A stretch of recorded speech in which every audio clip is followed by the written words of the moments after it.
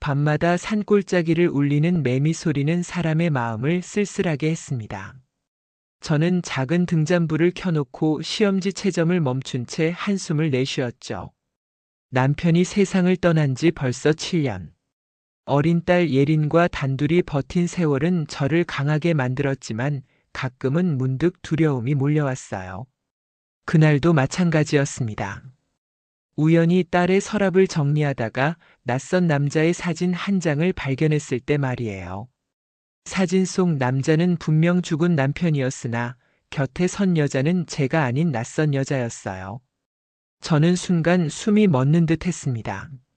날짜는 남편이 저와 결혼하기 3년 전이었죠.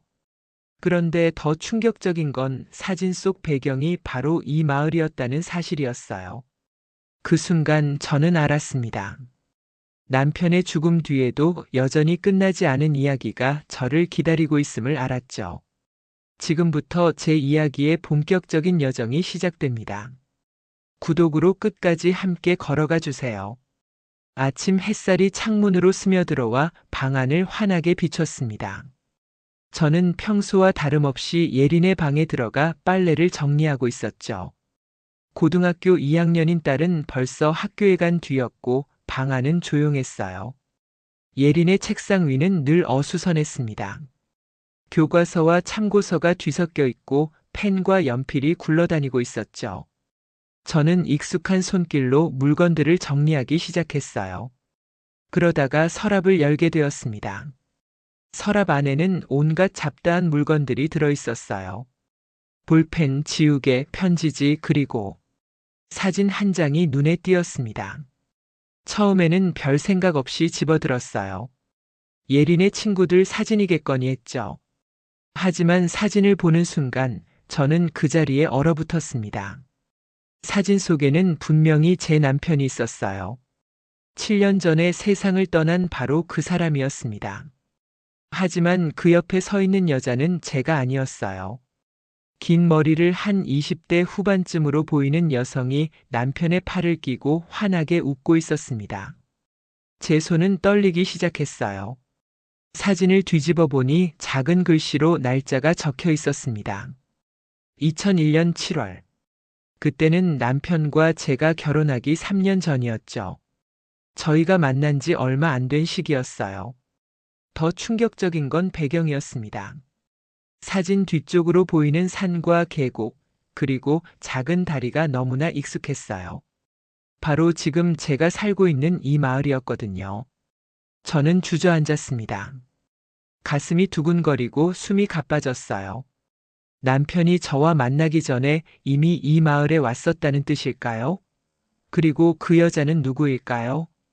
남편은 생전에 이 마을에 대해 전혀 모른다고 했었어요. 제가 이곳으로 이사를 제안했을 때도 처음 가보는 곳이라며 신기해했죠. 그런데 이 사진은 무엇을 의미하는 걸까요? 저는 사진을 다시 자세히 들여다봤습니다. 남편의 표정이 너무나 밝았어요. 제가 알던 그보다도 더 행복해 보였죠. 그 여자와 함께 있을 때의 모습이었어요. 질투심이 밀려왔습니다. 동시에 배신감도 느꼈죠. 7년 전 남편이 교통사고로 세상을 떠났을 때 저는 하늘이 무너지는 것 같았어요. 그렇게 사랑했던 사람을 잃는다는 게 어떤 기분인지 그때 처음 알았죠. 예린과 함께 눈물로 지새운 밤들이 얼마나 많았는지 모릅니다. 그런데 지금 이 사진을 보니 제가 알던 남편이 전부가 아니었다는 생각이 들었어요. 그에게는 제가 모르는 과거가 있었고 제가 모르는 사람들이 있었던 거죠. 저는 사진을 손에 쥔 채 일어났습니다. 예린에게 물어봐야겠다고 생각했어요. 이 사진을 어디서 구했는지, 왜 갖고 있는지 말이죠. 하지만 동시에 두려웠습니다. 만약 예린이 아버지에 대한 어떤 비밀을 알고 있다면 어떻게 해야 할까요? 아이가 상처받지 않을까요? 창밖으로 보이는 산자락이 평소와 달리 음산해 보였어요. 맑은 하늘도 갑자기 흐린 것처럼 느껴졌죠. 이 평화로웠던 일상이 한순간에 흔들리고 있었습니다. 저는 사진을 조심스럽게 접어서 주머니에 넣었어요. 예린이 학교에서 돌아오면 대화를 나눠야겠다고 다짐했습니다. 하지만 마음 한편으로는 진실을 알고 싶지 않은 부분도 있었어요. 때로는 모르는 게 약일 수도 있으니까요. 그날 하루 종일 저는 평상시와 다름없이 수업을 했습니다. 아이들 앞에서는 웃었고 동료 선생님들과도 자연스럽게 대화했어요. 하지만 마음속으로는 계속 그 사진이 떠올랐습니다. 남편과 함께했던 추억들이 하나씩 다시 떠올랐어요. 우리가 처음 만났던 날, 결혼을 결정했던 순간, 예린이 태어났던 날. 그 모든 순간들이 진실이었을까요? 아니면 그에게는 항상 다른 누군가가 마음속에 있었던 걸까요? 학교에서 돌아오는 길에 저는 언니 미정네 집 앞을 지났습니다. 언니는 저보다 3살 많고 이 마을에서 태어나 쭉 살아온 사람이에요. 만약 20여 년 전에 이 마을에서 무슨 일이 있었다면 언니가 알 수도 있겠다는 생각이 들었죠. 하지만 섣불리 물어보기도 망설여졌어요. 언니는 원래 남의 일에 관심이 많은 편이라 자칫하면 온 마을에 소문이 날 수도 있거든요. 집에 도착했을 때는 이미 해가 기울고 있었습니다. 예리는 아직 돌아오지 않았어요. 학원에서 늦게 끝나는 날이었죠. 저는 거실에 앉아서 사진을 다시 꺼내봤습니다. 볼 때마다 새로운 의문이 생겼어요. 사진을 찍은 사람은 누구일까요? 남편과 그 여자 둘이서만 여행을 온 건 아닐 텐데 말이에요. 그리고 사진 속 여자의 얼굴을 자세히 보니 왠지 낯이 익은 것 같았어요. 어디서 본 듯한 느낌이 들었죠. 하지만 정확히 기억나지는 않았습니다. 시계를 보니 8시가 넘었어요. 예린이 돌아올 시간이었습니다. 저는 사진을 다시 주머니에 넣고 저녁 준비를 시작했어요. 현관문이 열리는 소리가 들렸습니다. 엄마 다녀왔어요. 예린의 목소리였어요. 평소와 다름없는 밝은 목소리였지만 저에게는 어딘지 어색하게 들렸습니다. 오늘은 어떻게 이 사진에 대해 이야기를 꺼내야 할까요? 저는 마음속으로 고민했습니다. 저녁을 먹으면서 저는 예린의 얼굴을 유심히 살펴봤습니다. 평소와 다른 점이 있는지 무언가 숨기고 있는 건 아닌지 알아보려고 했어요. 하지만 예린은 언제나처럼 학교 이야기를 하며 자연스럽게 밥을 먹고 있었습니다. 오늘 수학 시험이 있었는데 생각보다 잘 본 것 같아요. 예린의 말에 저는 고개를 끄덕였지만 마음은 온통 그 사진에 가 있었어요. 예린아, 엄마가 궁금한 게 있는데. 저는 조심스럽게 입을 열었습니다. 네? 너 서랍에서 아빠 사진을 본 적 있니? 예린의 젓가락이 잠시 멈췄어요. 그리고는 고개를 갸우뚱했죠. 아빠 사진이요? 거실에 있는 가족 사진 말이에요? 아니, 그게 아니라. 다른 사진 말이야. 저는 주머니에서 사진을 꺼냈습니다. 예린에게 보여주니 아이의 눈이 동그래졌어요. 이건 어떻게? 예린이 당황하는 모습을 보니 역시 이 사진에 대해 뭔가 알고 있다는 확신이 들었습니다. 예린아, 솔직히 말해줘. 이 사진을 어디서 구했니? 예린은 잠시 망설이더니 고개를 숙였어요.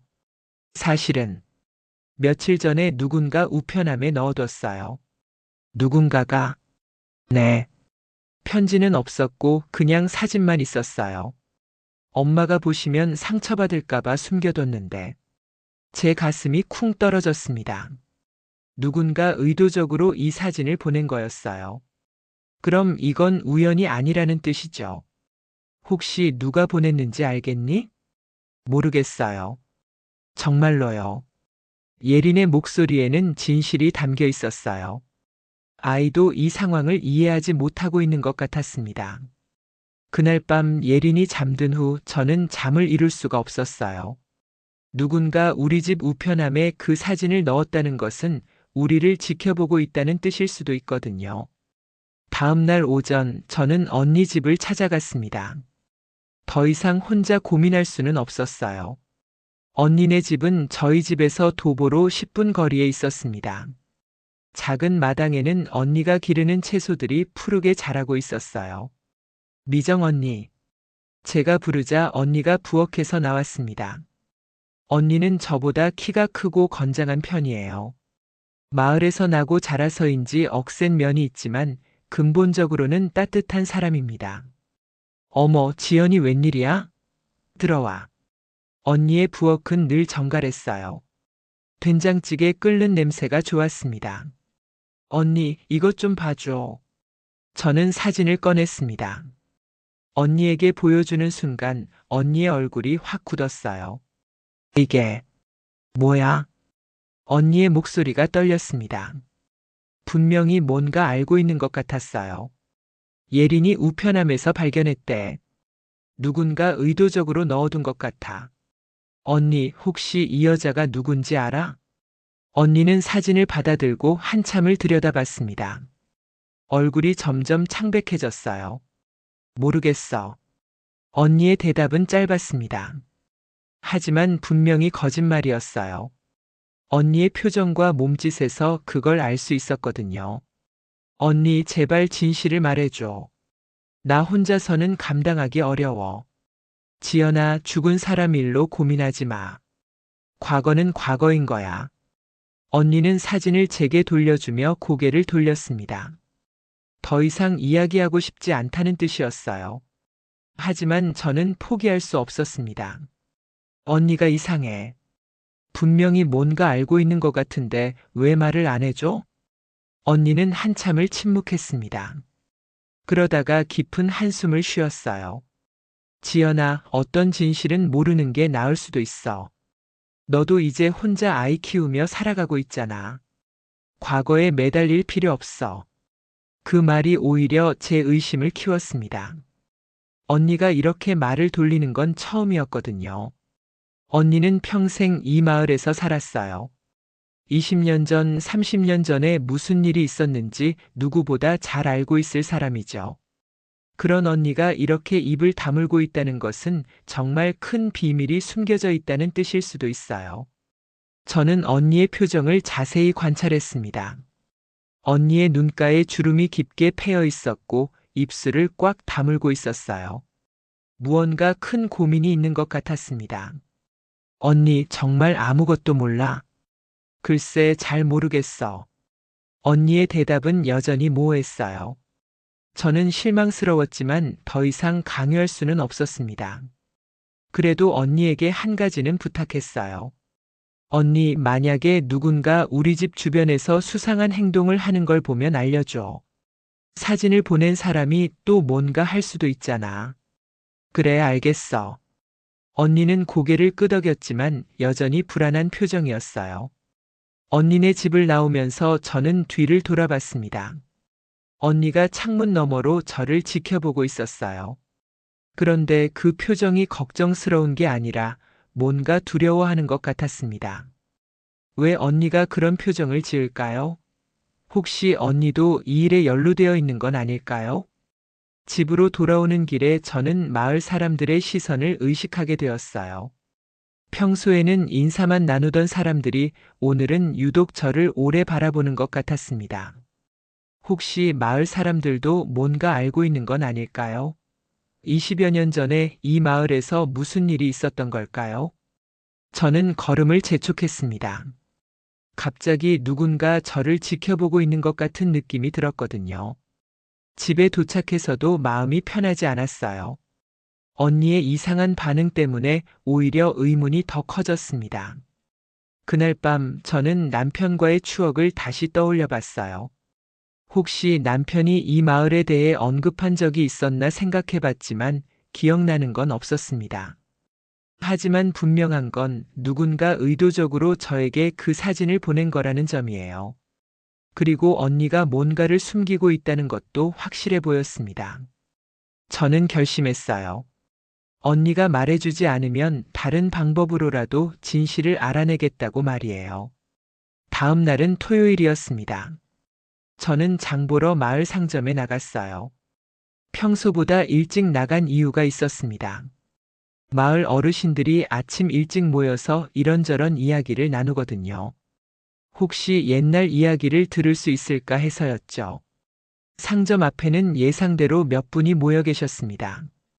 70대 후반의 김씨 할머니, 60대 초반의 박씨 아저씨, 그리고 60대 중반의 최씨 아주머니였어요.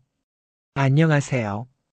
제가 인사를 드리자 다들 반갑게 맞아주셨습니다. 어머, 지연이 왔네. 일찍 나왔구나. 네, 좀 급한 게 있어서요. 저는 자연스럽게 대화에 끼어들었어요. 처음에는 날씨 이야기, 농사 이야기를 하다가 저는 슬쩍 화제를 돌렸습니다. 그런데 이 마을에 20년 전쯤에는 어떤 분들이 사셨어요? 전 7년 전에 이사 온 거라 잘 모르거든요. 김씨 할머니가 고개를 끄덕였어요. 아, 그때는 지금보다 사람이 많았지. 젊은 사람들이 도시로 많이 떠나기 전이라서 말이야. 박씨 아저씨가 거들었습니다. 맞아, 그때는 여름이면 서울에서 피서 오는 사람들도 제법 있었어. 계곡물이 맑고 공기도 좋다고 해서 말이야. 제 귀가 번쩍 열렸어요. 서울에서 피서 온다고 했거든요. 혹시 그 중에 젊은 부부도 있었나요? 최 씨 아주머니가 저를 바라봤습니다. 왜 그런 걸 물어보는데? 아, 그냥. 남편이 생전에 이 마을 얘기를 가끔 했거든요. 와본 적이 있다고 하던데 언제였는지 궁금해서요. 그 말에 세 분이 서로 눈을 마주쳤어요. 뭔가 의미심장한 표정이었습니다. 김씨 할머니가 먼저 입을 열었어요. 지연이네 남편 말이구나. 그 착한 사람이. 참 안 됐었지. 네. 그런데 혹시 남편이 예전에 이 마을에 온 적이 있다고 하던가요? 박씨 아저씨가 턱을 만지며 생각하더니 고개를 끄덕였습니다. 아, 그러고 보니 있었던 것 같은데. 언제였더라? 한 20년도 더 전인가? 정말요? 제 목소리가 흥분되었어요. 그런데 그때는 지연이하고 같이 온 게 아니었던 것 같은데. 박씨 아저씨의 말에 최씨 아주머니가 쳐다봤습니다. 아, 맞다. 그때 그 젊은 여자하고 같이 왔었지. 참 예뻤던 여자였는데. 제 가슴이 두근거렸어요. 역시 사진이 맞았던 거예요. 혹시 그 여자가 어떤 분이었는지 아세요? 글쎄, 자세히는 몰라. 그냥 서울서 온 젊은 연인들인 줄 알았거든. 김씨 할머니가 고개를 갸웃거렸어요. 근데 이상했던 게 그 여자가 이 마을 출신 같기도 하고, 말씨가 우리 사투리를 쓰더라고. 사투리를요? 응.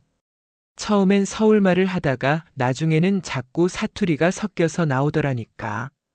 그 말을 듣는 순간 저는 번개를 맞은 것 같았어요. 이 마을 출신이라고요?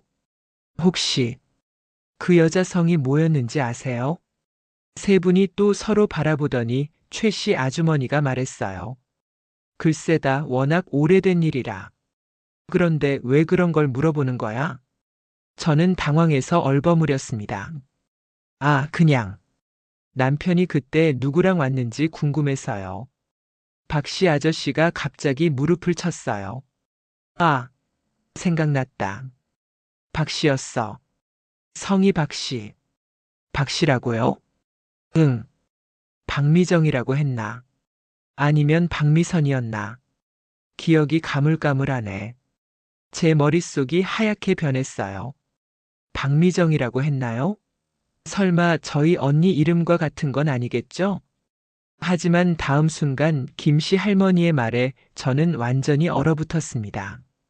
아, 맞다. 박미정이야.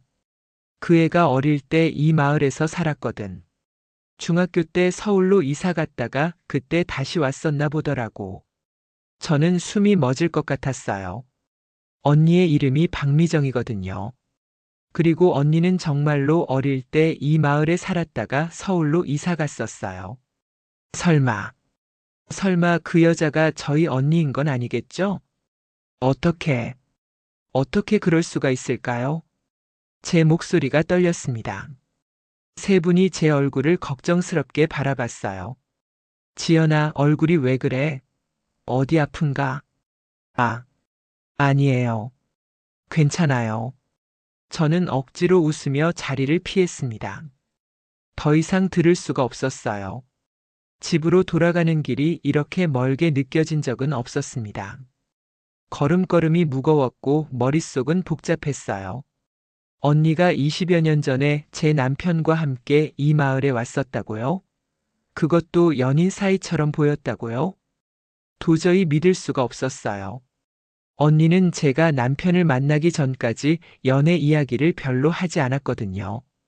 그래서 언니가 누군가와 깊은 관계를 맺은 적이 있다고는 생각해 본 적이 없었어요. 하지만 지금 생각해 보니 언니가 제 결혼식 때 유독 조용했던 기억이 나요. 축하한다고는 했지만 표정이 밝지 않았어요. 그때는 그냥 언니가 원래 감정 표현을 잘 안 하는 성격이라고 생각했는데, 집에 도착해서 저는 거실에 주저앉았습니다. 사진을 다시 꺼내서 자세히 봤어요. 이제 다시 보니 그 여자가 언니처럼 보이기 시작했어요. 20여 년 전의 언니 모습이겠죠. 지금보다 훨씬 날씬하고 예뻤을 때의 모습 말이에요. 그런데 왜 언니는 어제 모른다고 거짓말을 했을까요? 그리고 왜 남편은 저에게 이런 이야기를 한 번도 하지 않았을까요? 저는 갑자기 속이 메스꺼웠어요. 제가 알던 세상이 하나씩 무너지고 있는 것 같았어요. 남편과 언니가 과거의 연인이었다면 저와 남편의 만남도 우연이 아니었을지도 모릅니다. 혹시 남편이 언니를 통해 저를 알게 된 걸까요? 아니면 더 끔찍한 상상이 떠올랐어요. 혹시 남편이 저와 결혼한 후에도 언니와 관계가 계속되었던 건 아닐까요? 저는 고개를 흔들었어요. 그럴 리 없다고 스스로를 달랬습니다. 남편은 저를 사랑했어요.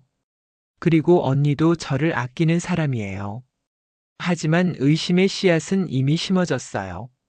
한번 의심하기 시작하니 모든 것이 다르게 보였습니다.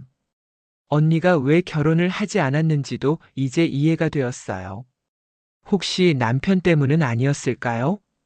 그리고 언니가 세준이라는 아들을 키우고 있는데 세준의 아버지가 누구인지는 아무도 모릅니다. 언니는 그냥 어려운 상황에서 혼자 낳아서 키운다고만 했어요. 설마 세준이 남편의 아들인 건 아닐까요?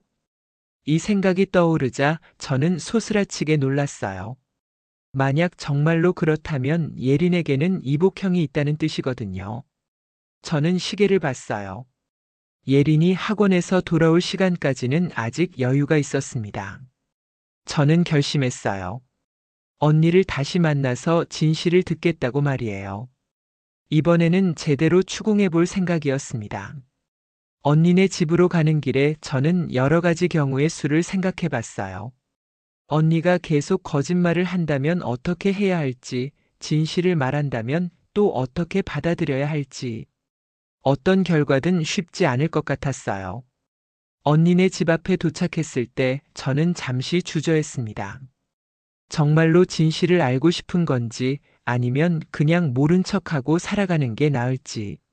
하지만 이미 여기까지 왔는데 돌아갈 수는 없었어요. 누군가 의도적으로 그 사진을 보낸 이상 언젠가는 더 큰 문제가 생길 수도 있거든요. 저는 깊게 숨을 들이쉬고 문을 두드렸습니다. 언니네 집 문을 두드렸을 때 대답이 없었어요. 차가 있는 걸로 봐서 집에 있을 텐데 이상했습니다. 미정 언니, 저예요, 지연이에요. 한참을 기다린 후에야 언니가 문을 열어줬어요. 하지만 얼굴이 많이 상해 보였습니다. 왜 또 왔어? 언니의 목소리가 차갑게 느껴졌어요. 평소에 언니 같지 않았습니다. 언니, 제발 진실을 말해줘. 마을 어르신들한테 들었어. 20년 전에 언니가 내 남편이랑. 그만해. 언니가 제 말을 끊었어요. 그리고는 주변을 두리번거리더니 저를 집 안으로 끌어들였습니다. 거실에 앉자마자 언니가 말했어요. 지연아, 제발 그만 파헤치지 마. 좋을 게 하나도 없어. 언니, 나는 진실을 알 권리가 있어. 내 남편이고 내 인생이었잖아. 언니는 고개를 푹 숙이고 한참을 침묵했습니다. 그러다가 깊은 한숨을 내쉬었어요. 알겠어. 하지만 여기서 말할 수는 없어. 세준이가 올 수도 있거든. 그럼 어디서? 언니가 일어나더니 안방으로 저를 데려갔어요. 그리고는 옷장 깊숙한 곳에서 낡은 일기장 하나를 꺼냈습니다. 이걸 가져가. 집에서 혼자 읽어봐. 그러면 모든 걸 알 수 있을 거야. 일기장을 받아든 순간 저는 손이 떨렸어요. 표지에는 미정이의 일기라고 적혀 있었고 날짜는 2001년부터 2003년까지였습니다. 언니, 지연아 미안해. 정말 미안해. 언니의 눈에 눈물이 맺혔어요. 저는 더 이상 뭐라고 말할 수가 없었습니다. 일기장을 품에 안고 집으로 돌아왔어요. 마음이 너무 무겁고 복잡했습니다. 집에 도착해서 저는 방문을 꼭 잠그고 일기장을 열었어요. 첫 페이지부터 언니의 정성스러운 글씨가 보였습니다. 2001년 6월 15일. 오늘 서울에서 내려온 지 일주일이 됐다. 아직도 믿기지 않는다. 정말로 그를 다시 만날 줄이야. 중학교 때 잠깐 좋아했던 그 소년이 이렇게 멋진 남자가 되어서 나타났다니. 저는 숨이 막혔어요. 역시 언니와 남편은 어릴 때부터 알고 있던 사이였던 거예요. 6월 20일. 오늘 그와 함께 계곡에 갔다. 물이 너무 차갑고 맑았다. 그가 내 손을 잡았을 때 심장이 너무 빨리 뛰어서 죽을 것 같았다. 이런 기분은 처음이다. 정말 사랑에 빠진 것 같다. 7월 3일. 그와 함께 사진을 찍었다. 마을 사람들이 우리를 보고 잘 어울리는 커플이라고 했다. 기분이 너무 좋았다. 이대로 계속 함께 있을 수 있다면 얼마나 좋을까? 저는 일기를 읽으면서 가슴이 찢어지는 것 같았어요. 언니의 순수한 감정이 그대로 드러나 있었거든요. 7월 15일. 그가 서울로 돌아간다고 했다. 나도 함께 가고 싶다고 했더니 웃으면서 나중에 생각해보자고 했다. 언젠가는 나를 데려가 줄 거라고 믿는다. 하지만 다음 페이지부터는 분위기가 달라졌어요. 8월 10일. 연락이 없다. 벌써 한 달이 다 되어 간다. 뭔가 잘못된 것 같은 느낌이 든다. 8월 25일. 드디어 연락이 왔다. 하지만 내가 원하던 소식이 아니었다. 그에게 다른 여자가 생겼다고 했다. 마음이 너무 아프다. 9월 1일. 임신했다. 어떻게 해야 할지 모르겠다. 그에게 말해야 할까? 하지만 그는 이미 다른 여자와 사귀고 있다. 저는 일기장을 읽다가 그만 놓쳤어요. 언니가 임신을 했었다고요? 9월 15일. 결국 말하지 못했다. 그가 너무 행복해 보였다. 새로운 여자친구 이야기를 할 때의 표정을 보니 나는 이미 과거가 되어버린 것 같았다. 10월 1일.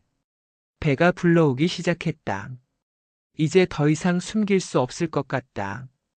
아이를 낳을 결심을 했다. 혼자서라도 키워보겠다. 2002년 5월 20일. 세준이가 태어났다. 아빠를 많이 닮았다. 볼 때마다 그 사람이 생각난다.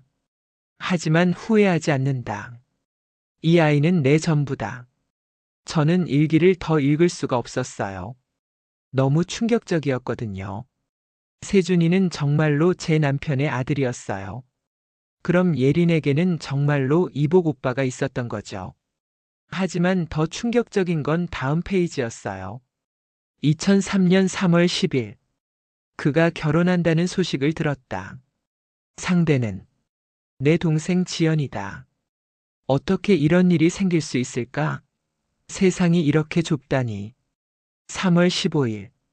지연이가 행복해 보인다. 그와 만난 지 6개월 만에 결혼을 결정했다고 한다. 축하해주고 싶지만 마음이 너무 복잡하다. 3월 30일. 결혼식에 참석했다. 그가 지연이를 보는 눈빛이 예전에 나를 보던 것과는 달랐다. 더 깊고 진실한 사랑인 것 같다. 나는 그냥 여름의 첫사랑이었던 모양이다. 저는 일기장을 덮고 바닥에 주저앉았어요. 모든 퍼즐이 맞춰지고 있었습니다. 남편은 언니와 만나기 전에 저를 알고 있었던 게 아니었어요. 저와 만난 건 정말 우연이었고 제가 언니의 동생이라는 걸 나중에 알게 된 거였어요. 하지만 그 사실을 저에게는 말하지 않았던 거죠. 아마 언니를 다치게 할까봐 아니면 저를 다치게 할까봐 숨긴 것 같아요. 그리고 언니도 얼마나 힘들었을까요? 자신이 사랑했던 남자가 동생과 결혼하는 걸 지켜봐야 했으니까요. 저는 세준이를 생각했어요. 그 아이는 자신의 아버지가 누구인지도 모르고 자라고 있었어요. 그리고 바로 옆 동네에 이복 여동생이 살고 있다는 것도 모르고 말이에요.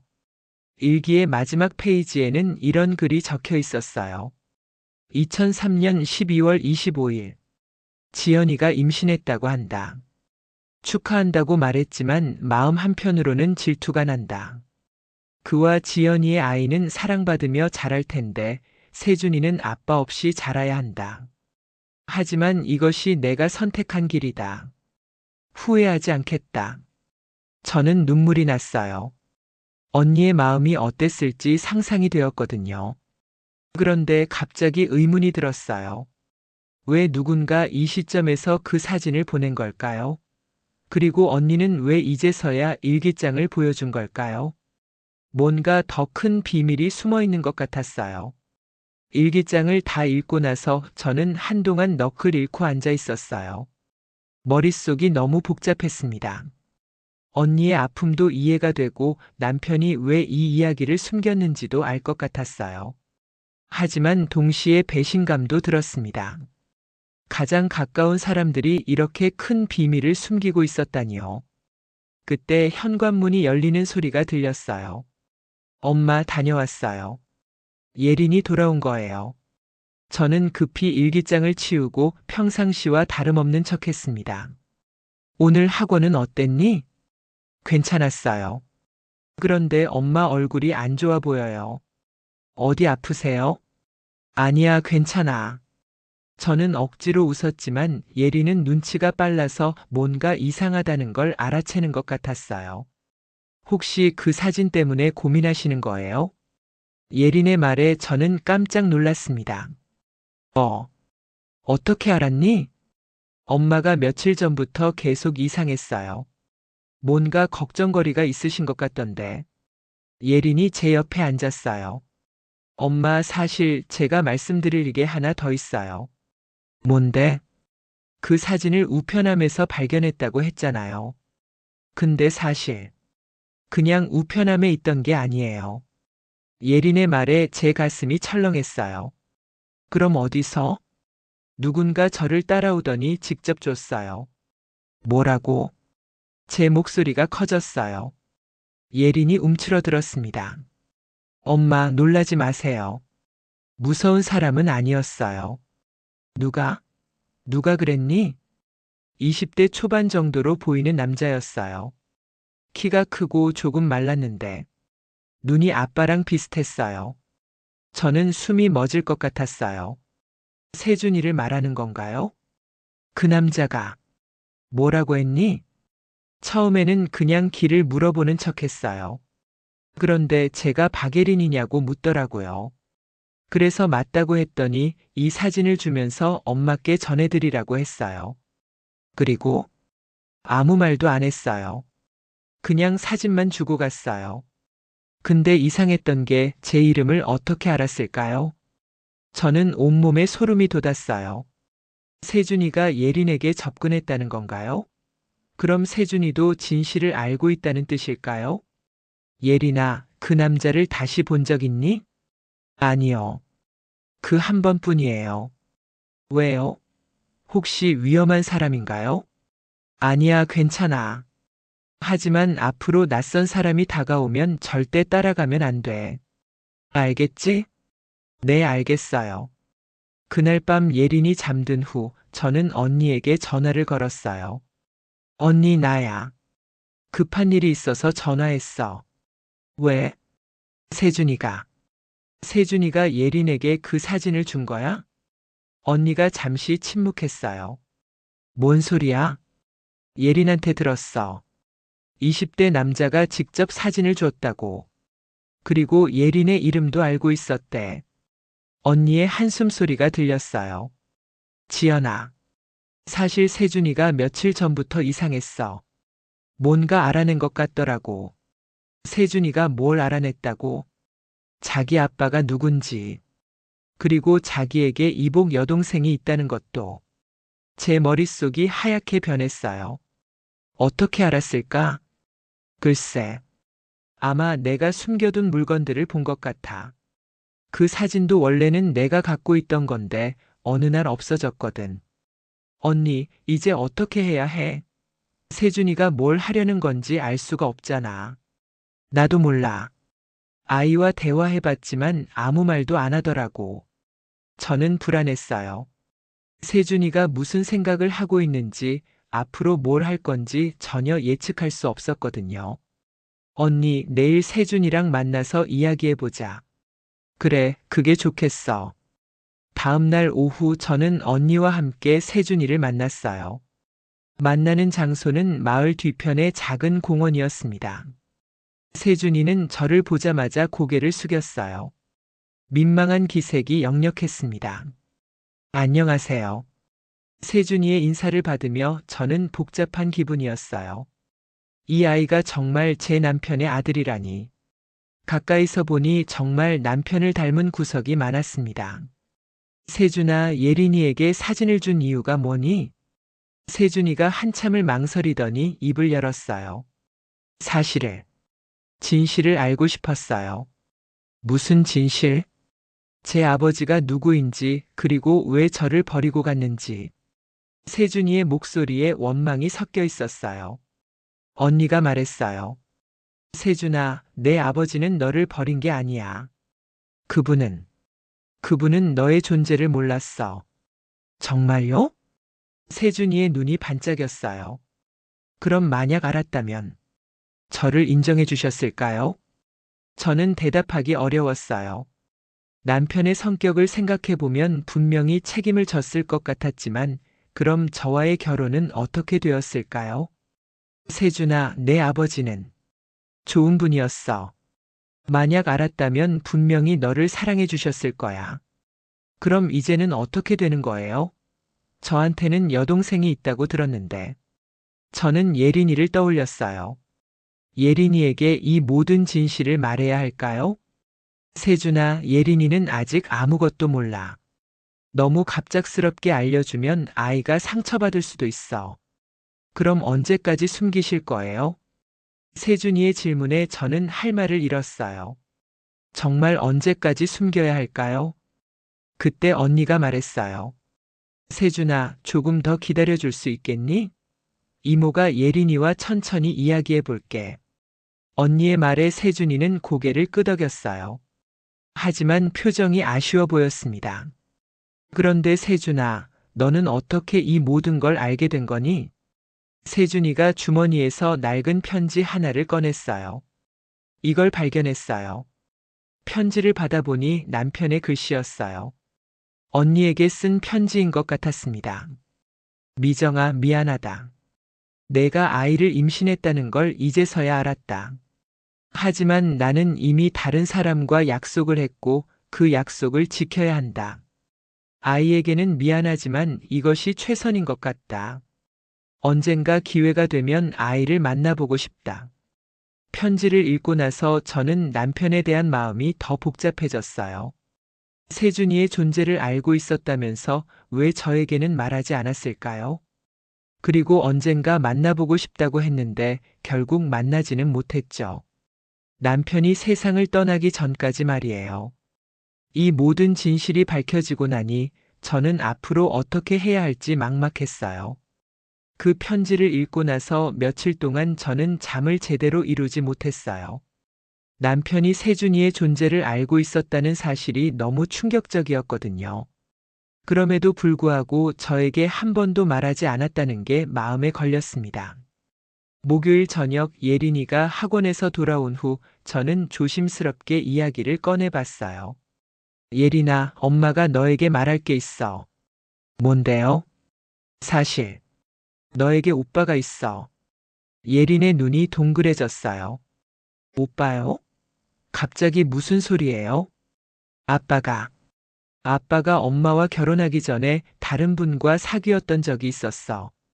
그때 아이가 생겼는데 그게 너의 이복 오빠야. 예린이 젓가락을 놓더니 저를 빤히 쳐다봤어요. 그럼 그 사진을 준 남자가? 응, 맞아. 그 사람이 내 오빠 세준이야. 예린은 한참을 말없이 생각하더니 고개를 끄덕였습니다. 그래서 저한테 접근한 거구나. 근데 엄마, 그 오빠는 저를 알고 있었는데 왜 저는 몰랐어요? 엄마도 얼마 전에 알게 된 거야. 아빠가 숨겨뒀던 거야. 예린이 복잡한 표정을 지었어요. 그럼 오빠의 엄마는 누구예요? 미정 이모야. 예린의 입이 벌어졌습니다. 이모가? 그럼 이모가 아빠와? 저는 고개를 끄덕였어요.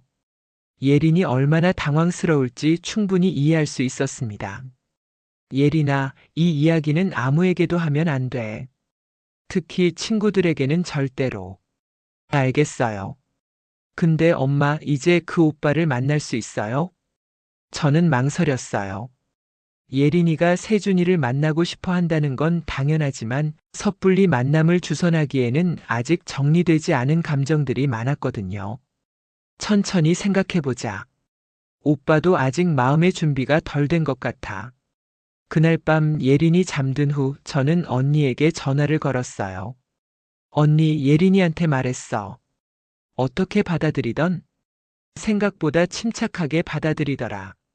오빠를 만나고 싶어 해. 언니가 한숨을 쉬었어요. 세준이도 마찬가지야. 계속 예린이 이야기를 해. 그럼 한번 만나게 해줄까? 글쎄, 좀 더 신중하게 생각해 봐야 할 것 같아. 왜? 무슨 문제라도 있어? 언니가 잠시 망설이더니 말했어요. 사실, 세준이가 요즘 좀 이상해. 뭔가 다른 계획을 세우고 있는 것 같아. 다른 계획이라니? 잘 모르겠어. 하지만 며칠 전부터 자꾸 아버지 이야기를 하면서 궁금한 게 많다고 하더라고. 어떤 걸 궁금해해? 아버지가 어떻게 죽었는지. 그런 것들. 제 가슴이 덜컥했어요. 남편의 죽음에 대해서는 저도 여전히 궁금한 점이 많았거든요. 다음 날 오후 저는 예린과 함께 산책을 나갔어요. 아이가 스트레스를 많이 받았을 것 같아서 기분 전환을 시켜주고 싶었습니다. 마을 뒤편 계곡길을 걷고 있는데 갑자기 누군가 저희를 부르는 소리가 들렸어요. 예린아. 돌아보니 세준이었어요. 언니와 함께 있었습니다. 세준이가 예린에게 다가왔어요. 안녕. 나 세준이야. 예린이 수줍게 인사했어요. 안녕하세요, 오빠. 그 말을 듣는 순간 세준이의 얼굴이 환해졌어요. 처음으로 누군가 자신을 오빠라고 불러준 거였거든요. 예린아, 나랑 잠깐 이야기할래? 예린이 제 눈치를 보았어요. 저는 고개를 끄덕였습니다. 두 아이가 조금 떨어진 곳에서 이야기하는 동안 저는 언니와 함께 벤치에 앉았어요. 언니, 세준이가 뭘 궁금해하는 거야? 구체적으로 말해봐. 언니가 주변을 둘러보더니 작은 목소리로 말했어요. 사실, 세준이가 내 남편의 사고에 대해 의문을 갖고 있어. 의문이라니? 그날 밤에 무슨 일이 있었는지 알고 싶어 해. 그리고 혹시 사고가 아니었을 가능성은 없는지도 궁금해하고. 저는 소름이 돋았어요. 설마 세준이가 뭔가 알고 있는 거야? 모르겠어. 하지만 며칠 전부터 자꾸 그 이야기만 해. 아버지를 한 번도 만나지 못했는데 이렇게 갑자기 세상을 떠나다니 억울하다면서. 저는 세준이를 바라봤어요. 예린과 대화하면서도 어딘지 어두운 표정이었습니다. 언니, 혹시 세준이가 누구한테서 이상한 이야기를 들은 건 아닐까? 글쎄, 마을 사람들이 워낙 말이 많잖아. 혹시 어른들 대화를 엿들었을 수도 있고. 그때 예린과 세준이가 돌아왔어요. 예린의 얼굴이 조금 어두워져 있었습니다. 예린아, 무슨 이야기 했니? 별거 아니에요. 예린의 대답이 짧았어요. 뭔가 마음에 걸리는 이야기를 들은 것 같았습니다. 집으로 돌아가는 길에 저는 예린에게 물어봤어요. 세준이 오빠가 뭐라고 했니? 예린이 잠시 망설이더니 말했어요. 오빠가 아빠의 죽음에 대해 궁금한 게 많다고 했어요. 어떤 걸? 정말 사고였는지 아니면 다른 이유가 있었는지. 제 걸음이 멈췄어요. 예린아, 그런 이야기는 하면 안 돼. 아빠는 분명히 사고로 돌아가신 거야. 하지만 예린도 뭔가 의문이 든 것 같았어요. 엄마, 그날 밤에 정말 아무 일도 없었어요? 저는 그날 밤을 떠올려 봤어요. 남편이 늦은 시간에 외출했다가 사고를 당했다고 경찰이 말했었죠. 하지만 왜 그 시간에 외출했는지는 끝내 알 수 없었어요. 예린아, 엄마도 정확히는 몰라. 하지만 이상한 상상은 하지 마. 그날 밤 저는 잠들기 전에 남편의 마지막 날을 다시 생각해 봤어요. 그날 남편은 평소보다 조용했어요. 뭔가 깊은 생각에 잠겨 있는 것 같았고 저녁 먹을 때도 말수가 적었죠. 그리고 밤 10시쯤 갑자기 외출한다고 했어요. 누굴 만나러 가냐고 물어봤지만 대답하지 않았습니다. 그게 마지막이었어요. 다음 날 새벽 경찰서에서 전화가 왔어요. 남편이 산길에서 교통사고를 당했다고. 혼자 운전하다가 커브길에서 미끄러져 나무에 부딪혔다고 했죠. 하지만 지금 생각해보니 이상한 점이 많았어요. 왜 그 시간에 그 길을 갔는지, 누굴 만나러 간 건지 아무것도 명확하지 않았거든요. 혹시 세준이의 의심이 맞는 건 아닐까요? 혹시 남편의 죽음에는 다른 이유가 있는 건 아닐까요? 저는 불안해졌어요. 만약 정말로 사고가 아니었다면 그럼 누가 왜 그런 일을 저질렀을까요? 그리고 그 진실을 알고 있는 사람이 있다면 지금 우리 가족을 지켜보고 있는 건 아닐까요? 이런 생각들이 꼬리에 꼬리를 물고 이어지니 잠이 오지 않았어요. 창밖으로 보이는 어둠 속에서 누군가 저희를 지켜보고 있는 것만 같았습니다. 며칠 후 금요일 저녁 예린이 평소보다 늦게 집에 돌아왔어요. 얼굴이 굳어 있었고 뭔가 심각한 표정이었습니다. 예린아, 왜 이렇게 늦었니? 학원 끝나는 시간이 지났는데. 예린이 신발을 벗으면서 대답했어요. 엄마, 저 말씀드릴 게 있어요. 제가 부엌에서 저녁 준비를 하고 있는데 예린이 다가와서 말했어요. 엄마 앉아주세요. 예린의 진지한 목소리에 저는 가스불을 끄고 거실로 나갔어요. 무슨 일이니? 예린이 소파에 앉더니 손을 꼬물꼬물 만지작거렸어요. 뭔가 말하기 어려운 이야기인 것 같았습니다. 엄마, 사실 거짓말을 했어요. 거짓말? 그 사진을 세준이 오빠가 준 건 맞아요. 하지만 그게 처음이 아니었어요. 제 가슴이 쿵 떨어졌어요. 무슨 뜻이니? 사실 몇 달 전부터 누군가 저를 지켜보고 있었어요. 처음에는 우연인 줄 알았는데 자꾸 똑같은 사람이 보여서 이상했어요.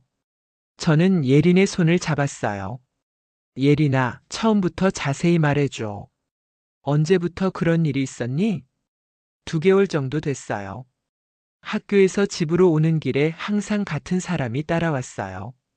멀리서 지켜보는 것 같았는데 처음에는 그냥 같은 방향으로 가는 사람인 줄 알았어요. 그런데 어느 날 학원에서 늦게 나왔는데도 그 사람이 있는 거예요. 그때부터 이상하다고 생각했어요. 왜 엄마한테 말하지 않았니? 무서웠어요. 그리고 혹시 엄마가 걱정할까 봐서요. 예린이 눈물을 글썽였어요. 그 사람이 바로 세준이 오빠였구나. 네. 하지만 처음에는 몰랐어요. 그냥 낯선 사람인 줄 알았거든요.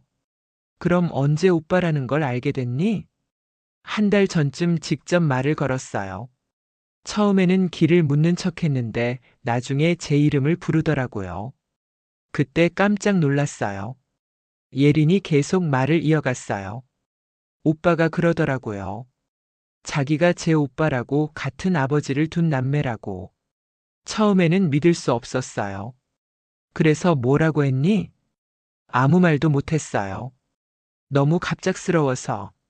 그런데 오빠가 아버지 사진을 보여주더라고요.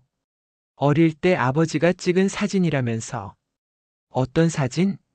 엄마가 본 그 사진이 아니라 다른 사진이었어요. 아버지가 혼자 찍은 사진이었는데 정말 아버지가 맞더라고요. 저는 복잡한 기분이었어요. 세준이가 예린에게 접근한 것도 이해가 되지만 아이가 혼자서 이런 일을 겪었다는 게 마음이 아팠습니다. 그 후로도 계속 만났니? 가끔씩요. 오빠가 아버지에 대해 많이 물어봤어요. 어떤 분이었는지, 집에서는 어떻게 지내셨는지. 너는 뭐라고 대답했니? 아는 것만 말씀드렸어요. 아버지가 착하셨다고, 저를 많이 사랑해 주셨다고. 예린의 목소리가 점점 작아졌어요. 엄마, 그런데 오빠가 이상한 질문을 했어요. 이상한 질문?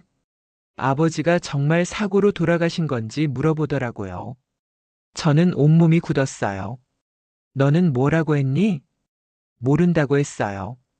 저도 어렸을 때 일이라서 자세히 기억이 안 난다고. 세준이가 또 뭐라고 했니? 오빠가. 혹시 엄마가 그날 밤에 대해서 뭔가 알고 있는지 물어봤어요.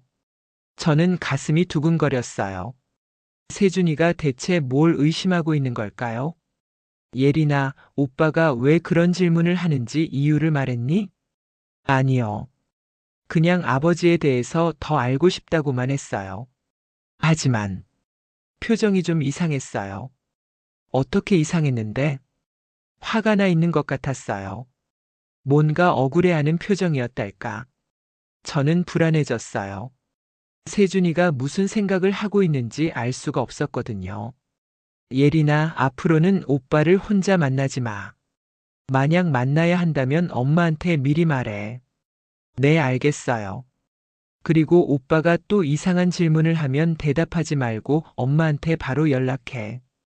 왜요? 오빠가 위험한 사람인가요? 위험하다기보다는 지금 감정적으로 힘든 시기인 것 같아서. 저는 예린을 안심시키려고 했지만 사실 저 자신도 불안했어요. 그날 밤 예린이 잠든 후 저는 언니에게 전화를 걸었어요. 언니, 세준이 어디 있어? 왜? 무슨 일이야? 예린이한테서 들었는데 세준이가 몇 달 전부터 예린이를 지켜보고 있었대. 그리고 남편의 죽음에 대해서 계속 캐묻고 있다고. 언니가 한숨을 쉬었어요. 세준이 요즘 정말 이상해. 밤에 늦게 들어오고 낮에는 어디 갔다 오는지도 안 말하고. 혹시 누구 만나러 다니는 거 아니야? 글쎄. 며칠 전에는 서울에 다녀온 것 같더라고. 기차표가 방에 있는 걸 봤거든. 서울에? 뭐하러? 모르겠어. 물어봐도 대답을 안 해. 저는 점점 불안해졌어요. 세준이가 서울에서 뭘 했을까요? 혹시 남편의 과거에 대해서 더 자세히 알아보러 간 건 아닐까요? 언니, 내일 세준이랑 제대로 이야기해봐. 뭔가 위험한 생각을 하고 있는 것 같아. 알겠어. 나도 걱정되긴 해. 전화를 끊고 나서도 저는 잠들 수가 없었어요. 세준이가 대체 뭘 알아냈고 뭘 하려고 하는 건지. 그리고 남편의 죽음에 대한 의문도 점점 커졌어요. 정말 단순한 교통사고였을까요? 아니면 정말로 다른 이유가 있었던 걸까요? 만약 세준이의 의심이 맞다면 그럼 진짜 범인이 따로 있다는 뜻인가요? 이런 생각들이 머릿속을 맴돌면서 잠이 오지 않았어요. 창밖에서 바람 소리가 들렸는데 마치 누군가 집 주변을 맴도는 소리 같아서 더욱 무서웠습니다. 저는 이불을 머리까지 덮고 눈을 꼭 감았어요. 하지만 마음의 불안은 사라지지 않았습니다. 내일은 언니와 함께 세준이를 만나서 정확히 뭐 때문에 이러는지 알아봐야겠다고 생각했어요. 더 이상 이런 불안한 상황을 방치할 수는 없었거든요. 다음 날 토요일 아침 저는 일찍 언니네 집을 찾아갔어요. 세준이와 제대로 이야기를 나눠야겠다고 생각했거든요. 언니네 집에 도착하니 세준이가 마당에서 뭔가를 태우고 있었어요. 가까이 가서 보니 종이 뭉치들이었습니다. 세준아, 뭘 태우고 있니? 세준이 깜짝 놀라더니 급히 불을 끄려고 했어요. 아, 아무것도 아니에요. 하지만 저는 타다 남은 종이 조각을 봤어요. 그건 분명히 신문 기사의 일부였습니다. 교통사고로 숨진 박 이라는 글자가 보였어요. 세준아, 이게 뭐니? 세준이의 얼굴이 굳었어요. 그때 언니가 집에서 나왔습니다. 무슨 일이야? 언니, 세준이가 남편 사고 관련 자료를 태우고 있었어. 언니의 표정이 심각해졌어요. 세준아, 집에 들어가자. 우리 셋이 이야기 좀 해야겠어. 거실에 앉은 후 저는 세준이를 똑바로 바라봤어요. 세준아, 솔직히 말해줘. 너 지금 뭘 하고 있는 거니? 세준이는 한참을 망설이더니 입을 열었어요. 저, 아버지의 죽음을 조사하고 있어요. 조사한다고? 네. 뭔가 이상한 점이 너무 많거든요. 세준이가 주머니에서 노트 하나를 꺼냈어요. 그 안에는 빼곡히 메모가 적혀 있었습니다. 이게 뭐니? 제가 조사한 내용들이에요. 아버지 사고에 대한 의문점들을 정리한 거예요. 저는 노트를 받아서 읽어봤어요. 정말 세세한 부분까지 조사해 놓았더군요. 사고 당일 오후 10시 30분 외출. 목적지 불명. 사고 발생 시각 오후 11시 15분. 사고 장소 마을에서 10km 떨어진 산길. 왜 그 길을 갔는지 불분명. 목격자 없음. 발견자 다음날 아침 등산객. 차량 상태 나무의 정면 충돌. 브레이크 흔적 없음. 의문점 1 평소 그 길을 이용한 적이 없음. 의문점 2 사고 당일 평소와 다르게 조용했다는 가족 증언. 의문점 3 핸드폰 통화 기록에 알 수 없는 번호. 저는 노트를 읽으면서 소름이 돋았어요. 세준이가 이렇게 자세히 조사했다니. 세준아, 이 내용들을 어떻게 알았니? 서울에 가서 당시 사고를 담당했던 경찰관을 만났어요. 그리고 신문 기사들도 찾아봤고요. 언니가 놀란 표정으로 말했어요. 세준아, 이런 일을 왜 혼자서 하고 있었니? 엄마는 반대할 줄 알았어요. 그래서 혼자 알아본 거예요. 세준이의 목소리에 결의가 담겨 있었어요. 저는 아버지를 한 번도 만나지 못했어요. 그런데 이렇게 의문스러운 죽음을 당하셨는데 아무도 제대로 조사하지 않았잖아요. 세준아, 그럼 너는 뭘 의심하고 있는 거니? 세준이가 저를 똑바로 바라봤어요. 이모, 혹시 그날 밤에 아버지가 누굴 만나러 간 건지 아세요? 저는 고개를 저었어요. 몰라. 정말 모르겠어. 하지만 핸드폰 통화 기록을 보면 분명히 누군가와 통화했어요. 사고 당일 오후 9시쯤에요. 저는 그런 얘기를 처음 들었어요. 누구랑 통화했는데? 경찰이 조사했지만 그 번호는 이미 해지된 상태였대요. 추적이 불가능했다고 하더라고요. 언니가 갑자기 얼굴이 하얗게 변했어요. 언니, 왜 그래? 언니가 떨리는 목소리로 말했어요. 세준아, 너 혹시 그 번호가 뭔지 알아? 아니요. 왜요? 언니가 깊은 한숨을 쉬더니 고개를 숙였어요. 그게 내 번호였어. 뭐라고? 저와 세준이가 동시에 소리쳤어요. 언니, 무슨 소리야? 언니의 눈에서 눈물이 흘러내렸어요. 미안해. 정말 미안해.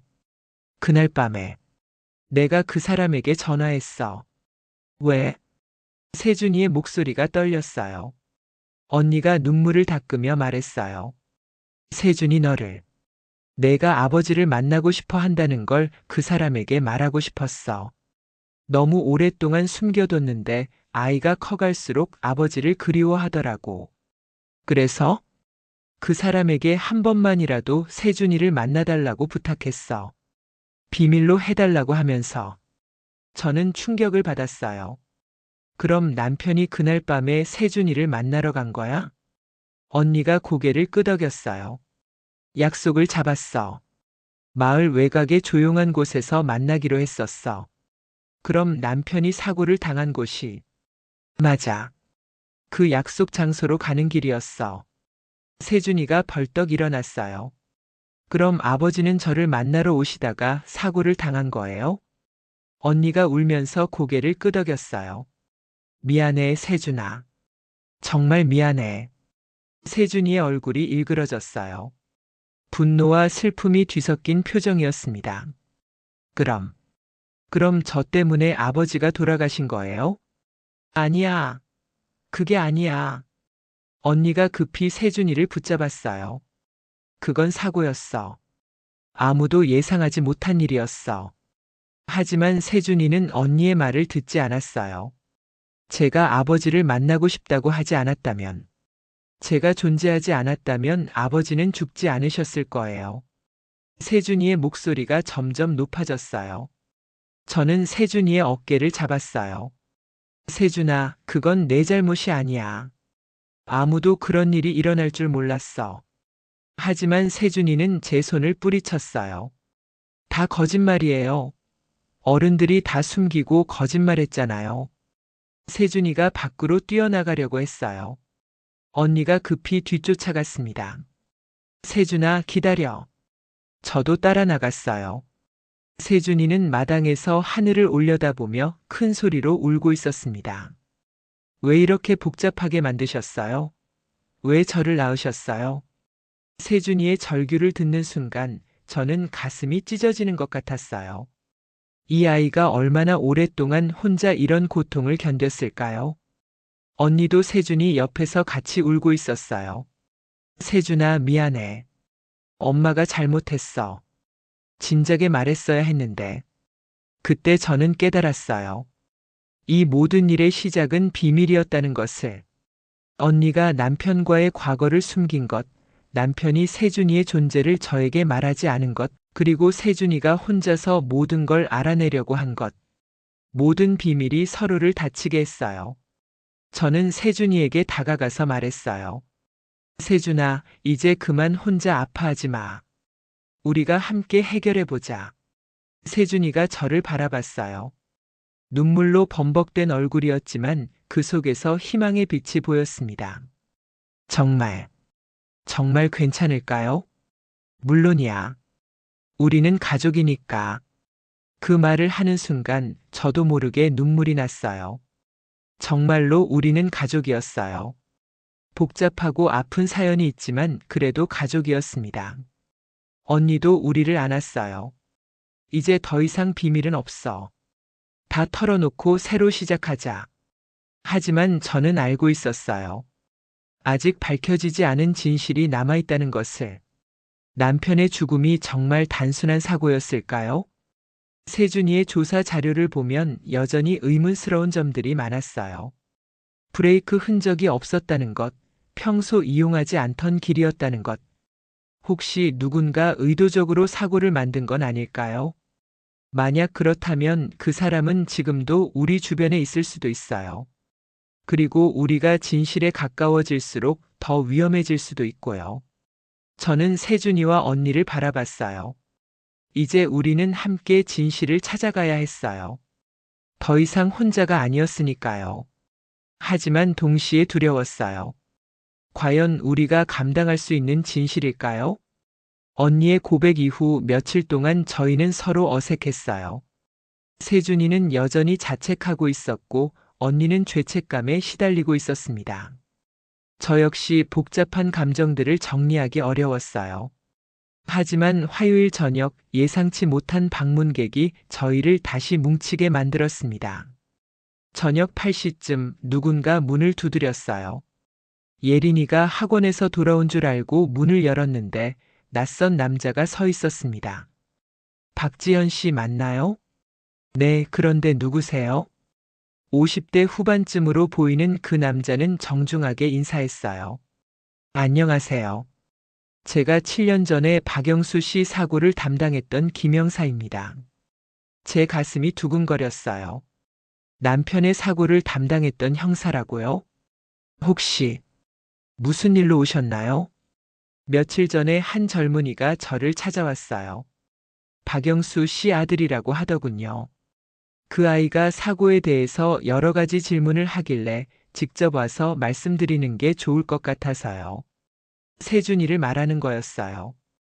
들어오세요. 김영사를 거실로 안내했어요. 차를 대접하면서 저는 조심스럽게 물어봤어요. 그 아이가 뭘 물어봤나요? 여러 가지를 물어봤는데 그 중에서 특히 신경 쓰이는 부분이 있어서 왔습니다. 김영사가 가방에서 낡은 파일을 꺼냈어요. 사실 7년 전 수사할 때도 의문스러운 점이 있었어요. 하지만 명확한 증거가 없어서 사고로 결론 지었죠. 어떤 의문점이요? 첫째, 브레이크 흔적이 전혀 없었어요. 커브 길이라서 미끄러졌다고 봤지만 그날 날씨는 맑았거든요. 둘째, 차량 내부에서 이상한 냄새가 났어요. 수면제 같은. 김영사의 말에 저는 소름이 돋았어요. 수면제요? 확실하지는 않아요. 하지만 당시 부검에서 피에서 미량의 수면 성분이 검출되었어요. 워낙 적은 양이라서 우연히 복용한 것으로 결론 지었지만, 그럼 혹시 김영사가 고개를 끄덕였어요. 누군가 의도적으로 사고를 유발했을 가능성을 배제할 수 없어요. 제 머릿속이 하얗게 변했어요. 남편이 정말로 살해당한 거라고요? 하지만 왜 이제 와서 이런 이야기를 해주시는 거예요? 그 젊은이, 세준이라고 하던가요? 그 아이가 새로운 증거를 가져왔어요. 새로운 증거요? 김영사가 또 다른 서류를 꺼냈어요. 당시 사고 현장 근처에 CCTV가 하나 있었어요. 하지만 고장났다고 해서 확인하지 못했죠.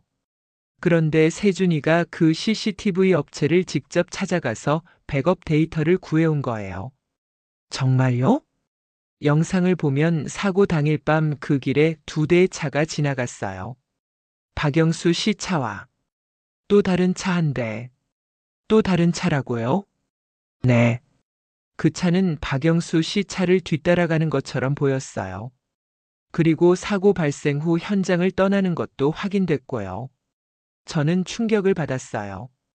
그럼 정말로 누군가 남편을 뒤쫓아가서 사고를 만든 거였나요? 그 차 번호를 확인하셨나요? 번호판이 잘 보이지 않아서 추적이 어려웠어요. 하지만 차종은 확인했어요. 검은색 승용차였고, 그때 갑자기 현관문이 열렸어요. 예린이 돌아온 거였어요. 엄마 다녀왔어요. 어? 누가 오셨나요? 예린아, 안으로 들어가 있어. 엄마가 중요한 이야기 중이야. 예린이 의아해하면서도 방으로 들어갔어요. 김영사가 계속 말했어요. 박지현 씨, 혹시 7년 전에 남편분과 갈등이 있던 사람이 있나요? 원한을 품을 만한 사람 말이에요. 저는 생각해봤지만 떠오르는 사람이 없었어요. 잘 모르겠어요. 남편은 원래 성격이 온화해서 누구와도 다투는 일이 없었거든요. 그럼 경제적인 문제는 어떠셨나요? 빚이나 보험 문제 같은. 그것도 없었어요. 오히려 경제적으로는 여유가 있는 편이었어요. 김영사가 파일을 정리하면서 말했어요. 그럼 다른 가능성을 생각해 봐야겠군요. 혹시 개인적인 관계에서 문제가 있었을 수도. 그때 저는 번개를 맞은 것 같은 느낌이 들었어요. 개인적인 관계라고 했을 때 언니와 세준이가 떠올랐거든요. 혹시 남편이 만나러 간 사람과 관련이 있을까요? 김영사가 고개를 갸웃거렸어요. 만나러 간 사람이요? 네. 그날 밤에 남편이 누군가를 만나러 나갔거든요. 누구를 만나러요? 저는 잠시 망설였어요. 언니와 세준이 이야기를 해도 될까요? 가족 관련 일이었어요. 김영사가 메모를 하더니 말했어요. 그럼 그 만남과 사고가 연관되어 있을 가능성이 크네요. 혹시 그 만남을 주선한 사람이나 알고 있던 사람이 있나요? 저는 언니를 떠올렸어요. 하지만 언니가 남편을 해칠 이유는 없잖아요.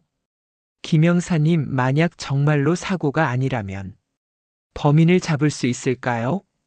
7년이 지난 지금으로서는 쉽지 않아요. 하지만 새로운 증거들이 나오고 있으니 재수사를 요청해 볼 수는 있어요. 그때 제 핸드폰이 울렸어요. 언니에게서 온 전화였어요. 여보세요? 지연아, 큰일 났어. 세준이가 사라졌어. 뭐라고? 오늘 오후부터 연락이 안 돼. 평소에는 늦어도 저녁에는 들어오는데. 언니의 목소리가 다급했어요. 혹시 어디 갔다는 말 없었어? 아무 말도 안 했어. 그런데 방에서 이상한 메모를 발견했어. 어떤 메모? 진실을 밝혀내겠다. 아버지의 원수를 찾겠다라고 적혀 있어. 저는 온몸이 굳었어요. 세준이가 혼자서 뭔가 위험한 일을 하려는 것 같았어요. 언니, 지금 당장 경찰서에 신고해. 나도 지금 갈게. 김영사가 제 대화를 듣고 있다가 말했어요. 무슨 일인가요? 세준이라는 아이가 사라졌어요. 혼자서 사건을 조사하려고 하는 것 같아요. 그럼 위험할 수도 있겠네요. 만약 정말로 살인사건이라면 범인이 아직 주변에 있을 수도 있거든요. 김영사의 말에 저는 더욱 불안해졌어요. 저희가 어떻게 해야 할까요? 일단 경찰에 신고하고 그 아이가 최근에 누구를 만났는지 알아봐야 해요. 그리고 김영사가 심각한 표정으로 말했어요. 박지현 씨도 조심하세요. 만약 범인이 아직 근처에 있다면 진실을 파헤치는 사람들을 위험하게 생각할 수도 있거든요. 저는 예린이를 떠올렸어요. 아이가 위험에 빠지면 어떻게 하죠? 그날 밤은 정말 길었어요. 세준이를 찾기 위해 온 마을을 돌아다녔지만 어디에도 없었습니다. 과연 세준이는 어디로 간 걸까요? 그리고 정말로 남편의 죽음 뒤에는 더 큰 비밀이 숨어 있는 걸까요? 세준이가 사라진 지 이틀째 되던 날 드디어 연락이 왔어요. 하지만 세준이에게서 온 것이 아니라 낯선 번호에서였습니다. 여보세요? 박지현 씨죠? 세준이가 제 손에 있어요. 남자의 차가운 목소리였어요. 저는 온몸이 굳었습니다. 누구세요? 세준이는 어디에 있어요? 궁금하면 혼자서 나오세요. 마을 뒤편 폐공장으로요. 일시간 안에 안 오면 이 아이가 어떻게 될지 몰라요. 잠깐요. 왜 이런 짓을? 전화가 끊어졌어요. 저는 손이 떨리는 것을 멈출 수 없었습니다.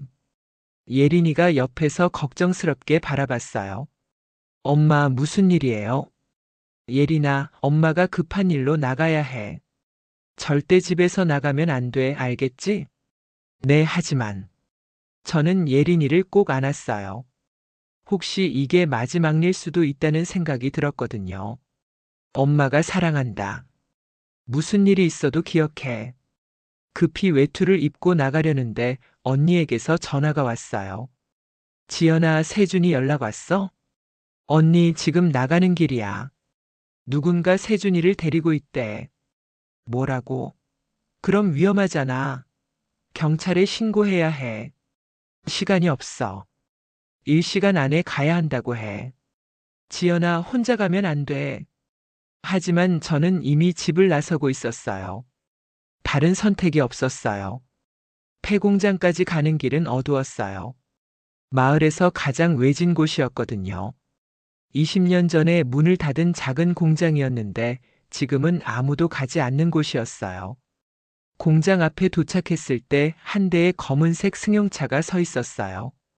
김영사가 말했던 그 차와 같은 종류였어요. 저는 깊게 숨을 들이쉬고 공장 안으로 들어갔어요. 공장 안은 을씨년스러웠어요. 오래된 기계들이 녹슬어 있고 바닥에는 먼지가 쌓여 있었습니다. 세준이. 제가 부르자 안쪽에서 소리가 들렸어요. 이모. 세준이의 목소리였어요. 저는 소리가 난 쪽으로 달려갔습니다.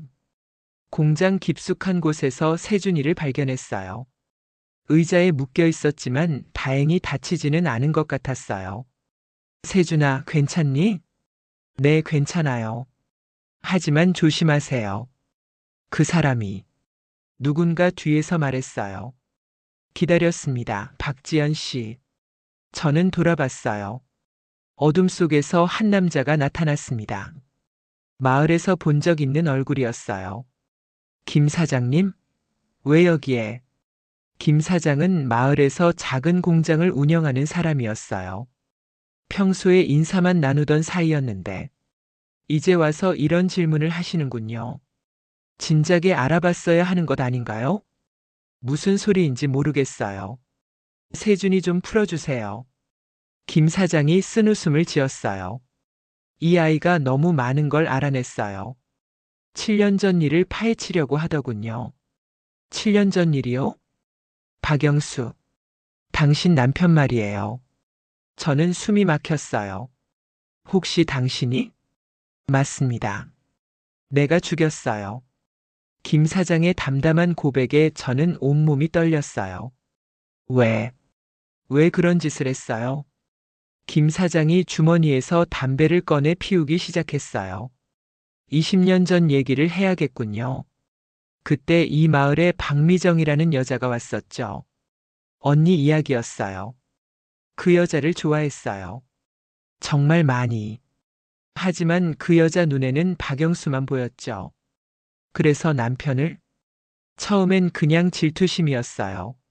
하지만 나중에 알고 보니 박영수가 미정을 버리고 당신과 결혼한 거더군요. 그것도 아이까지 낳게 해놓고. 김 사장의 목소리에 분노가 섞여 있었어요. 그런 식으로 여자를 가지고 노는 놈을 그냥 두고 볼 수 없었어요.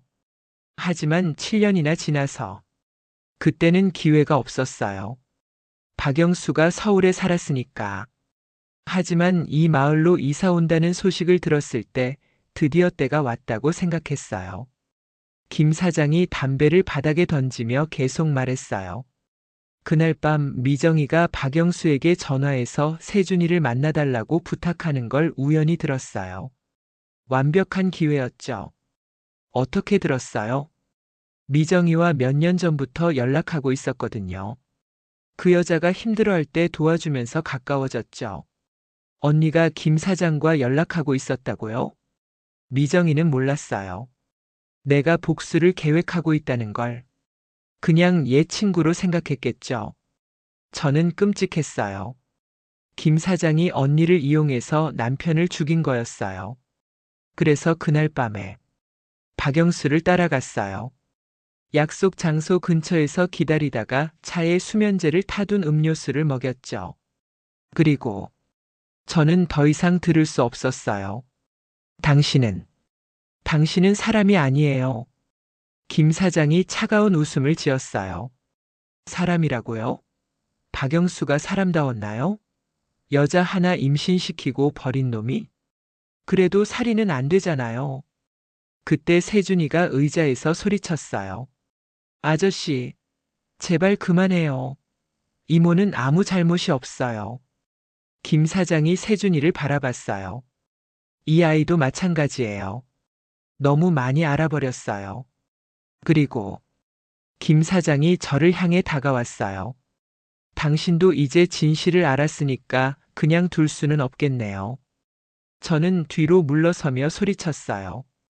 도와주세요. 누군가 도와주세요. 하지만 이곳은 너무 외진 곳이었어요. 제 목소리가 들릴 리 없었죠. 김 사장이 저에게 다가오려는 순간 갑자기 공장 문이 벌컥 열렸어요. 경찰이다. 손들어. 김영사와 함께 여러 명의 경찰들이 들어왔어요. 김 사장의 얼굴이 하얗게 변했어요. 어떻게? 김영사가 말했어요. 박미정 씨가 신고했어요. 당신이 지연 씨를 폐공장으로 불러냈다고. 언니가 어떻게 알았을까요? 김영사가 계속 설명했어요. 미정 씨가 당신이 보낸 문자를 봤답니다. 지연 씨 핸드폰으로 온 문자 말이에요. 그리고 당신이 7년 전부터 복수를 계획하고 있었다는 것도 알아냈고요. 김 사장이 체포되는 동안 저는 세준이를 풀어줬어요. 세준아, 정말 괜찮니? 네, 괜찮아요. 이모 미안해요. 제가 무모하게 행동해서. 아니야, 내 덕분에 진실을 알 수 있었어. 아빠도 이제 편히 쉬실 수 있을 거야. 경찰서에서 진술을 마친 후 저는 언니와 세준이 그리고 예린이와 함께 집으로 돌아왔어요. 거실에 앉아서 저희는 오랫동안 아무 말도 하지 않았어요. 너무 많은 일이 있었거든요. 언니가 먼저 입을 열었어요. 지연아, 정말 미안해. 내가 김 사장에게 남편 이야기를 했던 게 화근이 됐어. 언니 잘못이 아니야. 김 사장이 언니를 속인 거잖아. 세준이가 말했어요. 이제 아버지의 억울함도 풀렸고 저희도 진짜 가족이 된 것 같아요. 예린이도 고개를 끄덕였어요. 오빠 말이 맞아요. 이제 우리는 정말 가족이에요. 저는 이 세 사람을 바라보며 생각했어요. 정말 힘든 시간이었지만 결국 우리는 함께 이겨냈어요. 남편도 이제 진실이 밝혀져서 편히 쉴 수 있을 거예요. 그리고 세준이도 더 이상 아버지 없는 아이가 아니라 우리 가족의 소중한 일원이 되었어요. 며칠 후 저는 남편의 묘소를 찾았어요. 언니와 세준이, 예린이도 함께였습니다. 여보, 이제 모든 진실이 밝혀졌어요. 그리고 세준이도 만났어요. 정말 당신을 닮은 좋은 아이예요. 세준이가 무덤 앞에 꽃을 놓으며 말했어요. 아버지, 저는 세준이에요. 늦었지만 이제라도 만나게 되어서 기뻐요. 예린이도 옆에서 말했어요. 아빠, 이제 우리에게는 오빠도 있어요. 우리 모두 행복하게 살 거예요. 언니는 눈물을 닦으며 말했어요. 영수야, 미안했어. 그리고 고마웠어. 그날 저녁 집에 돌아와서 저는 오래된 사진첩을 꺼냈어요. 남편과의 추억이 담긴 사진들이었죠. 이제는 그 추억들이 아프지 않았어요. 오히려 따뜻하고 소중하게 느껴졌어요.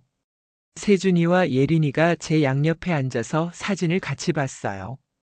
엄마, 아빠가 정말 좋은 분이셨네요.